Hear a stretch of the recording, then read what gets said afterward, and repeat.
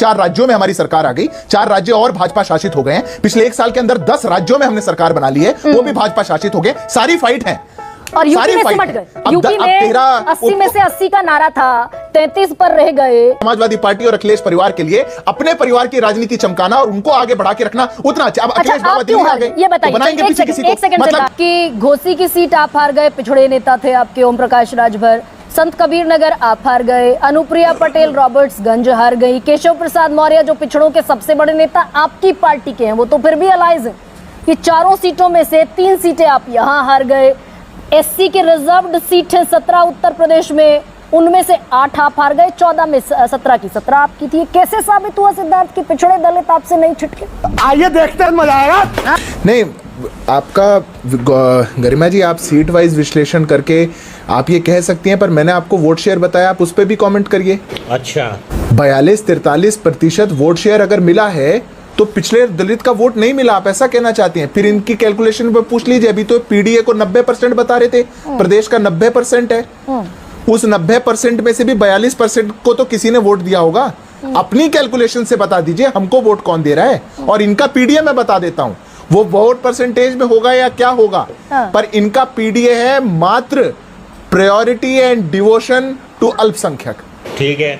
अभी आपने जब शुरुआत में आप आंकड़े गिनवाना शुरू कर रही थी कि समाजवादी पार्टी ने कहा किसको, किस जाति के कितने लोग लड़वाए, तो आपने कहा उन्होंने 5 यादव लड़वाए।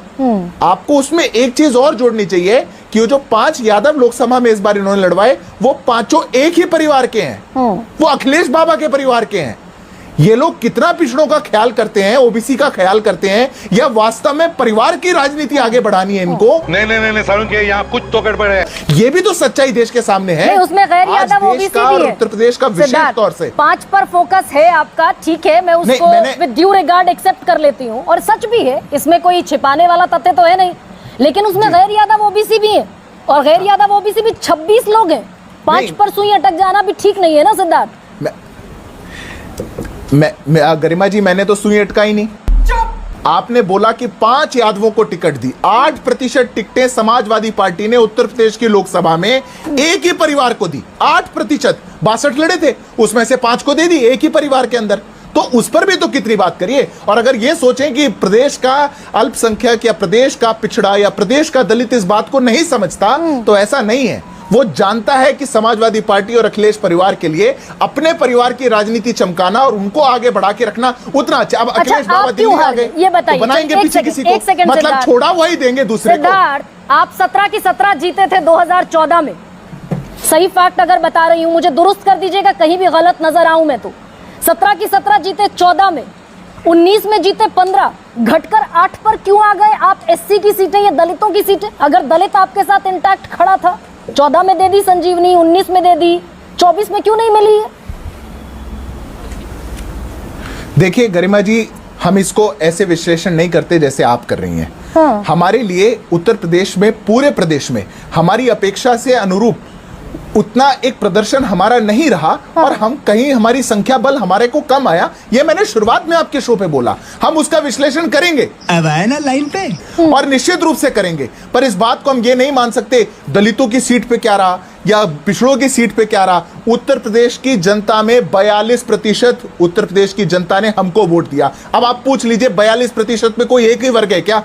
90% पीडीए बताने वाले ये बात क्यों नहीं बताते तो कि उनके टोटल वोट शेयर से ज्यादा वोट शेयर भाजपा को मिला? ये भी बता दीजिए। ये रिफ्लेक्ट होगा 10 सीटों पर जो उपचुनाव हो रहे हैं।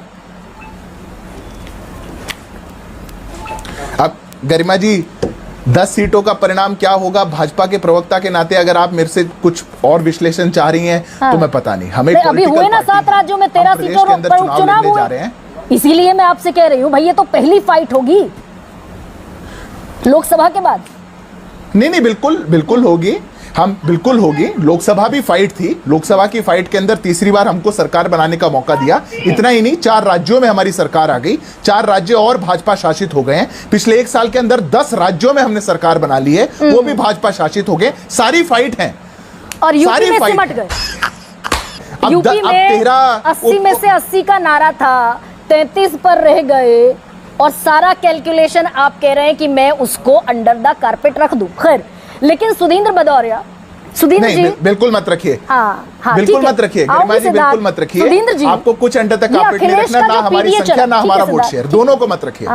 ठीक है, मेरी जिम्मेदारी दोनों से सवाल पूछने। 27 का प्लान क्या है? ये जो अभी केशव प्रसाद मौर्य से मिलने मैं पहुंच बात गए पूरी कर संजय देता हूं। निषाद, ओम प्रकाश राजभर पहुंच गए, दारा सिंह चौहान पहुंच गए, योगी आदित्यनाथ अफसरों की मीटिंग लेने वाले थे, ओम प्रकाश राजभर वहां नहीं पहुंचे। एक खबर वहां नहीं पहुंचे। एक खबर ये भी है, आपने आउटरीच प्रोग्राम की बात की। सिद्धार्थ, एक जो अब आप मेरे जानकारी को आई 30 है, सेकंड दीजिएगा, मैं बात पूरी कर दूं। सिद्धार्थ, एक जानकारी आई है वो बता दूं। आउटरीच प्रोग्राम बीजेपी में ये कोशिश हमेशा चलती है। अभी पल्लवी पटेल जो कल तक समाजवादी पार्टी के साथ थी, उसके बाद वो अलग हुई, वो पल्लवी पटेल योगी आदित्यनाथ से मिलने पहुंची। तो ऐसा नहीं है, बीजेपी भी अपनी तरफ से लगातार ये कोशिश कर रही है कि उसका दायरा आगे कैसे बढ़े। लेकिन जो अभी सिद्धार्थ कह रहे थे, मैं एक सवाल जोड़ देता हूं। एप्पल और ऑरेंजेस की तुलना मत करिए। आपकी वहां लड़ाई समाजवादी पार्टी से है। कांग्रेस पार्टी समाजवादी पार्टी को थोड़ा बैसाखी दे सकती है, मतलब बैसाखी बन सकती है, पिगी बैक करके चल रही है। तो आपकी लड़ाई वहां समाजवादी पार्टी से है। तो उसके लिए क्या प्लान है, ये पूछा गरिमा ने। सुकेश जी, अब मैं अपना जवाब देने के लिए सक्षम हूं, मेरे को भी अवसर दीजिए। मैंने बिल्कुल तुलना करी थी। 33% मिला है 2024 में समाजवादी पार्टी को, 42% मिलता है भारतीय जनता पार्टी को। पर वो तुलना आपको अब पता नहीं कौन से एप्पल कौन से ऑरेंज लगेगी। मैं आउटरीच प्रोग्राम पे एक बात कहना चाह रहा हूं और मैं चाहूंगा कि आप संयमता से सुने।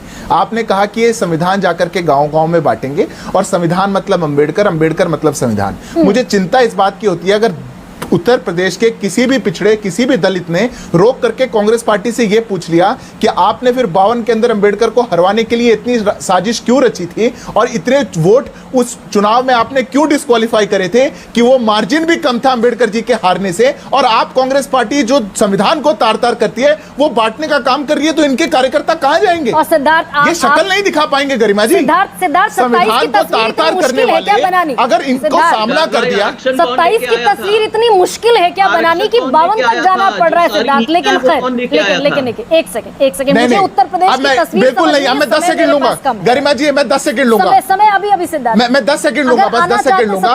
बिल्कुल मुश्किल नहीं है। दूसरी बार कंसेक्यूटिव सीएम अगर कोई दे पाए तो भारतीय जनता पार्टी दे पाई। हम कांग्रेस की तरह नहीं है जिनका एक सीएम 5 साल भी पूरे नहीं करता था। 40 साल के बाद कोई नहीं दे पाया दूसरी बार का मुख्यमंत्री। हमने दिया है, प्रदेश की जनता हमारे साथ है। तीसरी बार भी हम सरकार बनाएंगे। ये 27 में।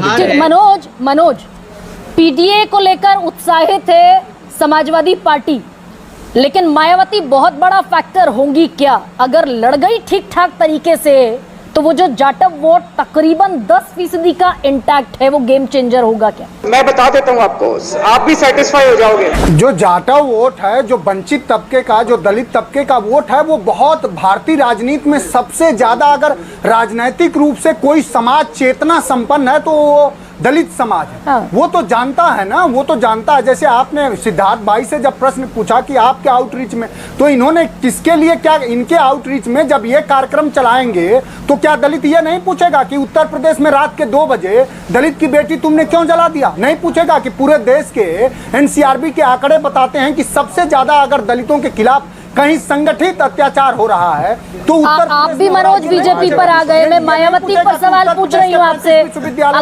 अगर बुआ लड़ गई 2027 में तरीके से जैसे लड़ती आई तो संकट होगा मनोज? मैं आपके इस प्रश्न का बहुत साधारण जवाब है कि क्या बुआ 22 में नहीं लड़ी, क्या बुआ 24 में नहीं लड़ी? तो ये तो समाज और लोकतंत्र में, जनतंत्र में जन तय करेगा ना, लोक न तय करेगा कि किसके प्रति ज्यादा उसकी अपेक्षा है, किससे ज्यादा उसको, किसके समर्थन में उसको रहना है, और वो इस आधार पर तय करेगा कि कौन सड़क से लेकर सदन तक उसके मुद्दों को, उसके दुश्वारियों को, उसके तकलीफों को कौन खड़ा है। अच्छा, उत्तर प्रदेश का दलित ये सोचेगा नहीं कि उसके सवाल तो दलित को सोचना है। प्रोफेसर बद्री